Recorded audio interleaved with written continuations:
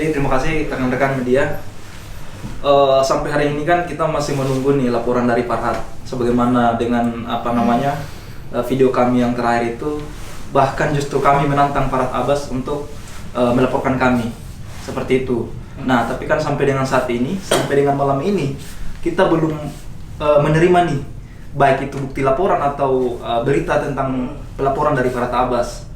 Gitu. Jadi sampai saat ini sih kami memastikan bahwa belum ada laporan dari Farhad Abbas seperti itu. Tapi kalau dari Farhad Abbas sendiri mungkin sudah ada upaya komunikasi ke Abang dulu, atau mungkin mau melalui jalur lain, atau diselesaikan secara kekeluargaan gitu, atau secara lawyer gitu tuh gimana Bang? Sejauh ini sih belum ada komunikasi sampai ke situ ya. Bahkan melihat video, kalau tidak salah ada 2 video, karena kita kan mengikuti juga ya. Ada 2 video dari Farhad Abbas itu masih menyenggol kita lah, ibaratnya seperti itu kan. Jadi masih menjelek-jelekan nama LQ.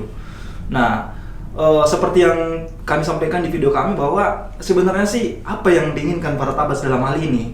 Mereka kan dari pihak Farhad Abbas kan, bahkan Farhad Abbas sendiri kan sudah menyampaikan bahwa melaporkan kan. Tapi kan sejauh ini sampai saat ini belum ada laporan. Artinya kan kalau pernyataan itu, lawyer itu yang dipegang itu omongannya gitu. Kalau misalnya memang dia mau melaporkan, silakan laporkan. Jangan hanya sekedar argumen tanpa ada tindakan. Konsekuen dong dengan tindakan dari argumen saudara. Kalau misalnya Farhad Abbas ingin melaporkan, laporkan. Kami tunggu sampai sekarang laporan dari Farhad Abbas belum ada yang masuk.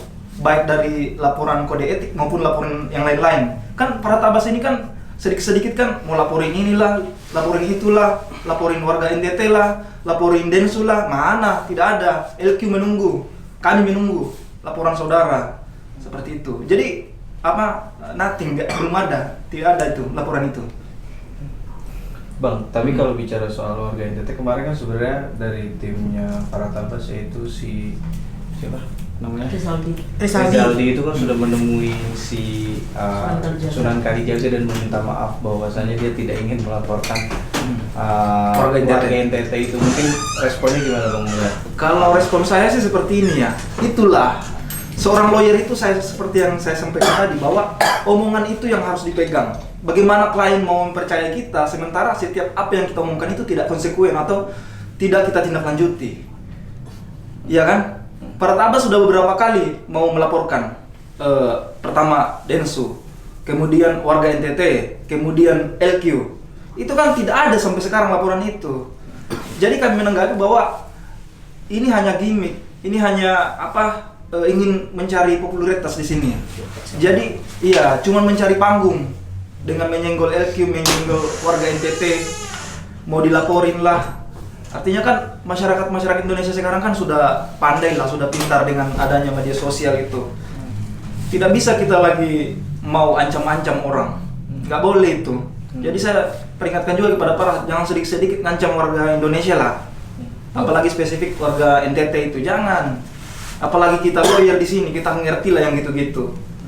Jadi belajar lagi lah. Bang, tapi mempertanyakan nggak sih apa sih sebenarnya maksudnya Bang Farhad ini untuk melaporkan LQ?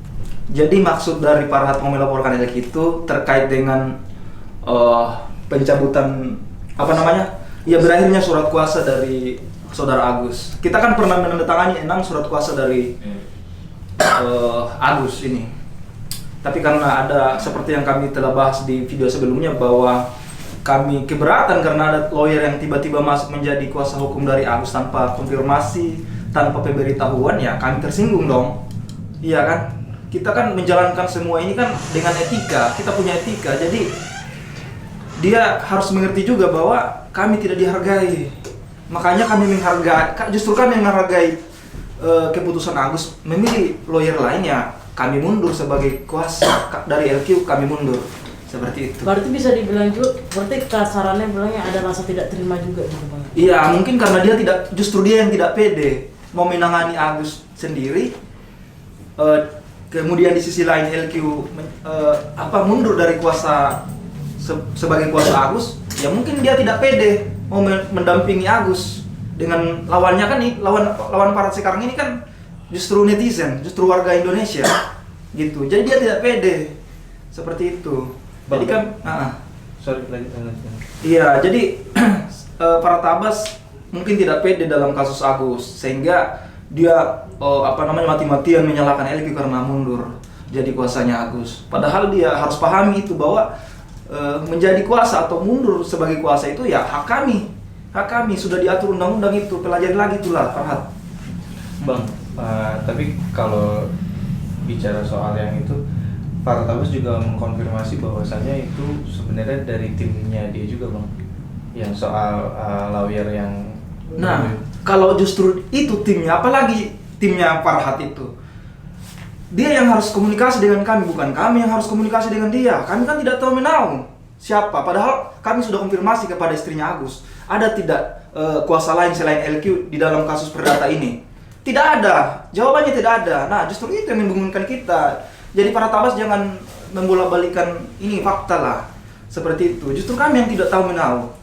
LQ sudah mau loh mendampingi Agus dengan secara cuma-cuma tanpa ditarik biaya. Justru dia bilang Farhat mengatakan bahwa apa sumbangsi LQ terhadap Agus, kan begitu kan? Apa sumbangsi LQ? Kasihlah 500 juta, kasihlah. Saya heran juga sama orang ini ya. Kenapa sedikit-sedikit statementnya itu di media uang terus.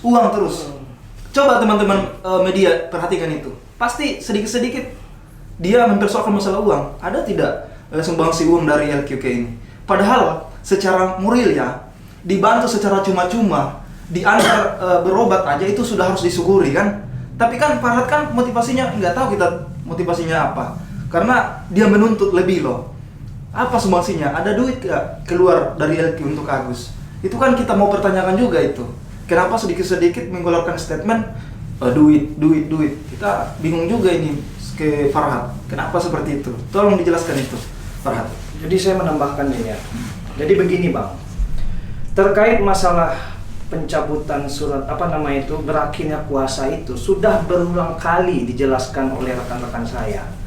Bahwasanya di situ karena kita menjunjung yang namanya kode etik advokat, karena dia memakai advokat lain untuk pada saat itu sidang di Pengadilan Negeri Tangerang, jadi kita karena atas nama kode etik advokat, jadi kita mundur.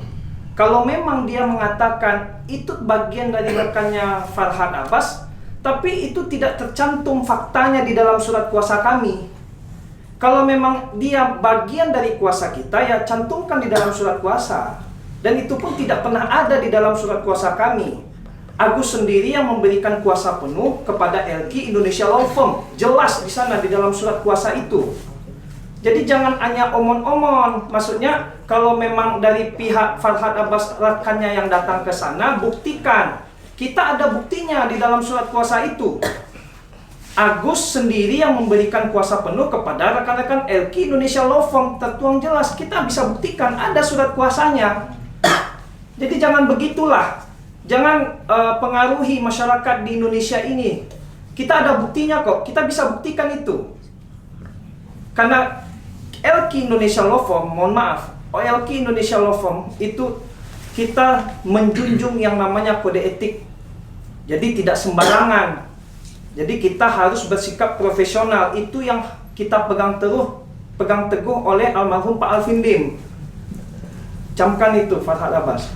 Bang, berarti sebenarnya kalau misalkan kita tarik ke belakang, kalau memang nggak ada pengunduran itu, tim LQ juga yang menangani kasus Agus yang digugat di PN Tangerang itu ya Bang? Seharusnya gitu. Faktanya di dalam surat kuasa seperti itu. Jadi kita tidak bisa yang namanya, oh itu bagian dari, itu kan rekan bagian Farhat Abbas, itu bagian dari dia, bukan bagian dari LQ. Tapi kalau memang bagian dari LQ, cantumkan di dalam surat kuasa. Karena itu yang diminta pada saat persidangan di Pengadilan Negeri Tangerang. Majelis Hakim meminta legal standingnya apa? Ya surat kuasa. Seperti itu. Itu pengetahuan dasar lah bagi seorang advokat. Kalau itu dia tidak kuasai, patut dipertanyakan, dia tidak akan bisa menjadi seorang advokat. Seperti itu.